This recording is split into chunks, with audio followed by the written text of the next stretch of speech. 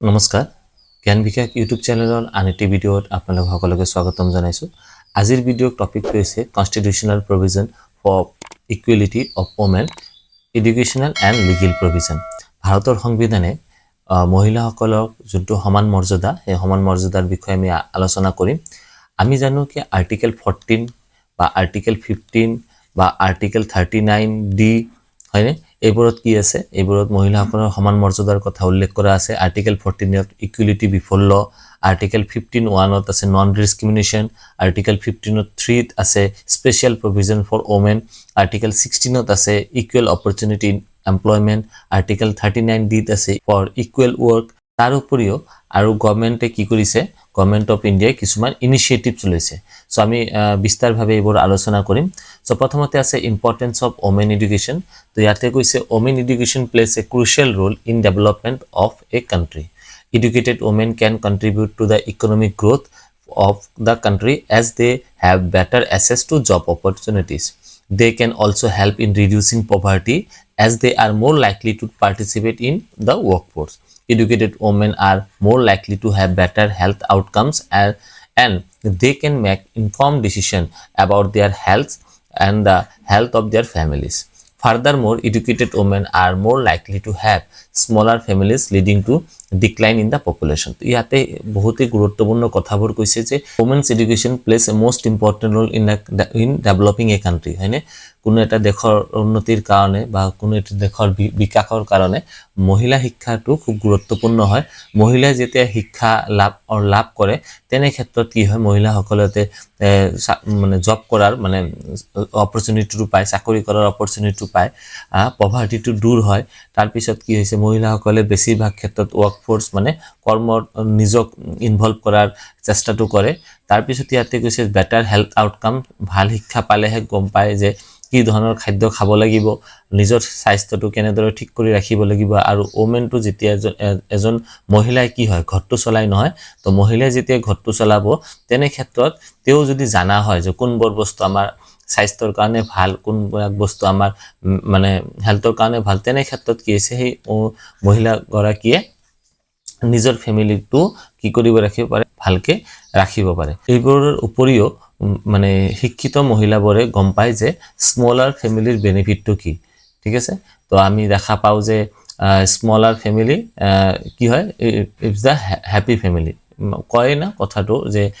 সৰু ফেমিলি হ'লে কি হয়, সুখী ফেমিলি হয়। চ' গভৰ্ণমেণ্ট অফ ইণ্ডিয়া কিছুমান ইনিচিয়েটিভ লৈছে for promoting women's education in India. ভাৰতত মহিলাসকলক শিক্ষিত কৰাৰ কাৰণে গভৰ্ণমেণ্ট অফ ইণ্ডিয়াই কিছুমান ইনিচিয়েটিভ লৈছে। তো প্ৰথমটো আছে বেটি বাচাও বেটি পঢ়াও স্কিম, ঠিক আছে। কি কৈছে, বেটি বাচাও বেটি পঢ়াও স্কিম। এই স্কিমটো 2015 চনত কি কৰা হৈছিলে, লঞ্চ কৰা হৈছিলে with the aim of addressing the declining child sex ratio and promoting education of the girl child. This scheme aims to change the mindset of the people towards the girl child and promote gender equality. The scheme focuses on improving the enrollment of girl child in school and increasing the retention rate of the girl child in school. ইয়াতে কৈছে এই স্কিমটো 2015 চনত launch কৰা হৈছিলে। So what was the basic purpose or basic aim of this scheme? The basic purpose or basic aim of this scheme is to promote gender equality and educate the girl child, ঠিক আছে। নেক্সটত কি আছে, নেক্সটত আছে প্ৰধানমন্ত্ৰী মাতৃ বন্দনা যোজনা। তো প্ৰধানমন্ত্ৰী মাতৃ বন্দনা যোজনা কোন চনত, 2017 চনত লঞ্চ কৰা হৈছিলে। কি পাৰপাছত, with the aim of providing financial assistance to pregnant and lactating women for their nutrition and healthcare needs. Under this scheme, cash initiatives of rupees 5,000 provided to eligible women. This scheme also promotes the education of the girl child as cash incentives is given 3 installment, one of condition of the child should be enrolled in the school, ঠিক আছে। ইয়াতে কৈছে যে pregnant মহিলাহঁতক কি হয়, financial assistance provide কৰে আৰু কিছুমান কেছ ৰিৱাৰ্ডো দিয়ে, কিন্তু কেছ ৰিৱাৰ্ডটো ইনষ্টলমেণ্ট ৱাইজ দিয়ে। এটা কণ্ডিশ্যন থাকিব লাগিব, যদি মানে শিশু হৈছে সেই শিশুগৰাকীক কি কৰিব লাগিব, শিশুজনক স্কুলত নামভৰ্তি কৰাব লাগিব। নেক্সট আছে সৰ্বশিক্ষা অভিযান, ঠিক আছে। এটা আমি পায়ে থাকোঁ সৰ্বশিক্ষা অভিযান। তো সৰ্বশিক্ষা অভিযানৰ কিমান চনত, 2001 চনত লঞ্চ কৰা হৈছিলে। কিহৰ কাৰণে, universal elementary education to all children age group of 16 পৰা 14 ইয়াৰ্স লৈকে আৰু এই স্কিমৰ মুখ্য উদ্দেশ্য কি আছিল গাৰ্লছ এডুকেশ্যনৰ ওপৰত ছোৱালীহঁতক শিক্ষিত কৰাৰ এটা মানে কি আছিল মুখ্য উদ্দেশ্য আছিল bridge the gap between gender gender gap যোনটো আমি দেখা পাওঁ হেতু কি দূৰ কৰা আছিল the program provides for the construction of the school, appointment of the teacher, provision of teaching aid, learning material. The Sarva Shiksha Abhiyan has been successfully increasing the enrollment rate and improving the quality of education in rural areas. Next scheme ki ase, next scheme ase Kusturba Gandhi Balika Vidyalaya scheme. ঠিক আছে কস্তুৰবা গান্ধী বালিকা বিদ্যালয় scheme launch কিমান চনত হৈছে 2004 চনত হৈছিল আৰু ইয়াৰ মেইন উদ্দেশ্য আছিল education to girls for disadvantage community মানে ব্যাকওয়াৰ্ড কমিউনিটি যোনবোৰ আছে সেই ব্যাকওয়াৰ্ড কমিউনিটিৰ মানে কি আছে ছোৱালীবোৰক কি কৰিব লাগে শিক্ষিত কৰিব লাগে The scheme aims to improve the enrollment and retention of the girl. Improvement of enrollment মানে স্কুলত কি হয় এই শিশুবোৰক নাম ভৰ্তি কৰাৰ যোনটো আমাৰ প্ৰক্ৰিয়াটো আছে বা নাম ভৰ্তি কৰাৰ যোনটো সংখ্যা আছে এটো বৃদ্ধি কৰা আৰু কিছুমান ক্ষেত্ৰত দেখা পোৱা যায় যে নাম ভৰ্তি যদিও কৰিছে কিছুদিন পিছত কি হয় ইহুন এই ইয়াৰ পৰা স্কুলৰ পৰা ওলাই যাবা পৰা বাদ দি দিয়ে তেনে ক্ষেত্ৰত হিয়তক ৰিটেনশন অফ দা গাৰ্লছ মানে স্কুলত ৰখাৰ ব্যৱস্থা কৰা the scheme set up residential school এই কাৰণে স্কুল বিলাক ৰেসিডেন্সিয়েল স্কুল বলাইছে for girls and economically and socially marginalised communities যোনবিলাক ইকোনমিক্যালি কি হয় উইক মানে সোসাইটি বোৰ আছে মানে কমিউনিটি বোৰ আছে হেবোৰৰ কাৰণে এই স্কুল বিলাক বা এই স্কিমটো লঞ্চ কৰা হৈছিল নেক্সট স্কিমত কি আছে ৰাষ্ট্ৰীয় মাধ্যমিক শিক্ষা অভিযান তো ৰাষ্ট্ৰীয় মাধ্যমিক শিক্ষা অভিযানৰ মুখ্য উদ্দেশ্য কি আছিল টু প্ৰমোট সেকেন্ডাৰী এডুকেশ্যন ঠিক আছে টু প্ৰমোট সেকেন্ডাৰী এডুকেশ্যন আৰু এই স্কিমটো aims to provide universal access to secondary education by 2020 ৰ ভিতৰত কমপ্লিট কৰিব বুলি এটা সিদ্ধান্ত লৈছিল the scheme focus on improving quality of education and increasing the enrollment of girl child in the secondary school আমি দেখা পাও যে এই সেকেন্ডাৰী মানে আমি দেখা পাও যে সৰু ক্লাস বিলাকত তো ছোৱালীবোৰে পঢ়াশুনা কৰে কিন্তু যেতিয়া ডাঙৰ ক্লাছলৈ যায় তেতিয়া পঢ়াশুনা বাদ দি দিবা কিছুমানৰ বিয়া হৈ যায় বা ঘৰতে নিজৰ কামত ব্যস্ত হৈ যায় তেনে ক্ষেত্ৰত ছোৱালীবোৰক কেনেকৈ আমি সেকেন্ডাৰী এডুকেশ্যন বা আমি আপাৰ ক্লাছলৈ শিক্ষা দিব পাৰো তেনে ক্ষেত্ৰত এই পাৰপাছতে ৰাষ্ট্ৰীয় মাধ্যমিক শিক্ষা অভিযান স্কিমটো কি কৰা হৈছিল লঞ্চ কৰা হৈছিল নেক্সট আছে national scheme of incentives to girls for secondary education ইয়াতে কৈছে যে সেকেন্ডাৰী এডুকেশ্যন এটো 2008 চনত লঞ্চ কৰা হৈছিল আৰু ইয়াৰ মেইন পাৰপাছটো আছে girls for secondary education to encourage the enrollment of girls in secondary school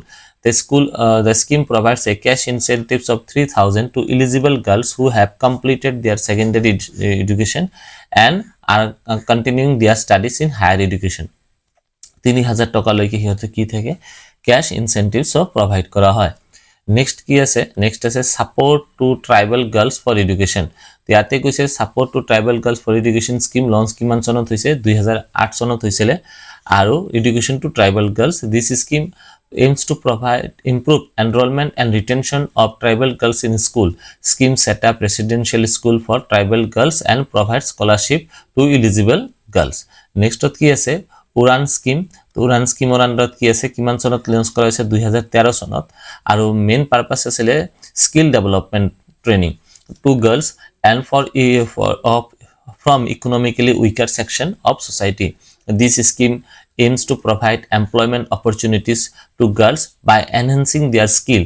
the scheme also focus on education of girl child by providing scholarship to eligible girls next কি আছে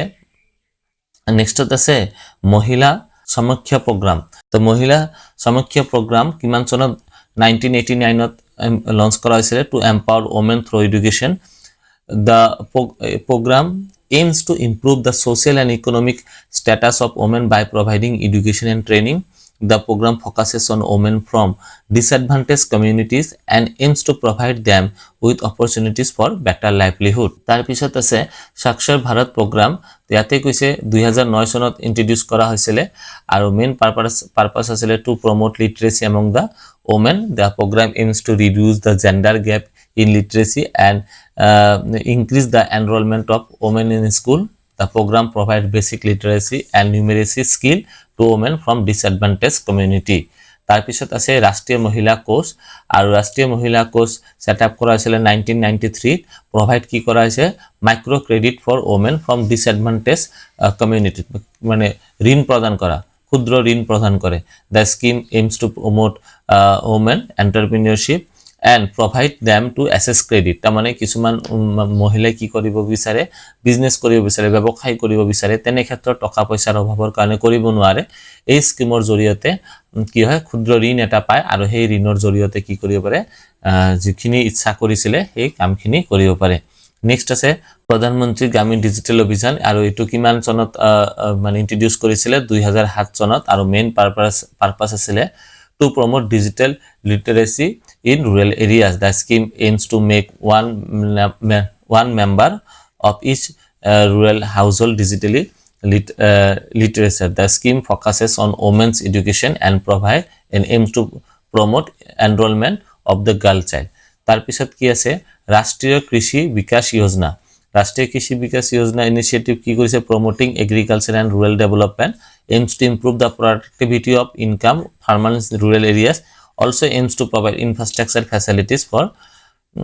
rural areas tar pisot last point ot ase আজি national rural education mission to national rural education mission 2009 sonot ki introduce kora hoisile quality of education in rural areas improve korar karone access to quality education to child in rural areas increase the enrollment of child in school focuses on education of girl child and aims to reduce the gender gap in education to ami ekhini gom palu aru yate moi conclusion eta sapar ke disu the Indian government has launched several initiatives and schemes aimed at providing education in India especially for women and rural communities. The scheme provides financial assistance, skill development programs and scholarship to women with a focus of empowering them by providing equal opportunities for education and employment. By ensuring that women have access to quality education, the government is not only promoting gender equality but also contributing to the socio-economic development of the country. তো ইয়াৰ পৰা আমি কি গম পালো যে গভৰ্নমেন্টে কনস্টিটিউশনে কিছুমান আমাৰ আৰ্টিকেলত ওমেনহতৰ ইকুৱেলিটিৰ কথা উল্লেখ কৰিছে শিক্ষাৰ কথা উল্লেখ কৰিছে লগতে গভৰ্নমেন্ট অফ ইন্ডিয়া ভেৰিয়াস ইনিশিয়েটিভস বিলাক লৈছে স্কিম বোৰ লৈছে যাতে মহিলাসকলে কি হয় এডুকেটেড হয় আশা কৰি এই ভিডিওটো আপোনালোকৰ ভাল লাগিছে যদি ভিডিওটো ভাল পাইছে ভিডিওটো লাইক কৰিব শেয়াৰ কৰিব আৰু চেনেলটো সাবস্ক্ৰাইব কৰি দিবলৈ নাপাহৰিব থ্যাংক ইউ